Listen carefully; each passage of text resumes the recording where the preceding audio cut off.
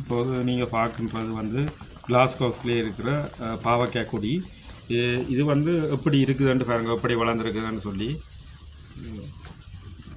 கீழே இருந்து இந்த மூங்கில் வச்சிருக்கின்ற இந்த மூங்கில் வளர்ந்து வரும்போது இடையிடையில் அதை பிடித்து கட்டி இந்த இலைகளை வந்து நாங்கள் இந்த பெரிதாக வருகின்ற இலைகளை வந்து வெட்டி விட வேண்டும். ஏன்னு சொன்னால் அப்போ தான் அது பாருங்கள், இதை வெட்டி விடுறேன். இதை இப்படி வெட்டி விட்டோம்ன்றால் நாங்கள் அந்த இலகுவாக அது உயர்ந்து வளரக்கூடிய மாதிரி இருக்கும். ஆனால் எல்லா இலைகளையும் வந்து ஒடிக்கக்கூடாது. ஓரளவுக்கு ஒரு 2-3 இலைகள் விட்டுட்டு பாருங்கள், இப்போ விட்டுருக்கின்றேன்.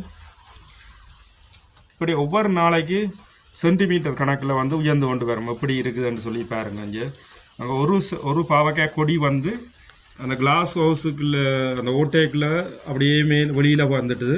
அந்த வெளிப்பக்கத்தாலே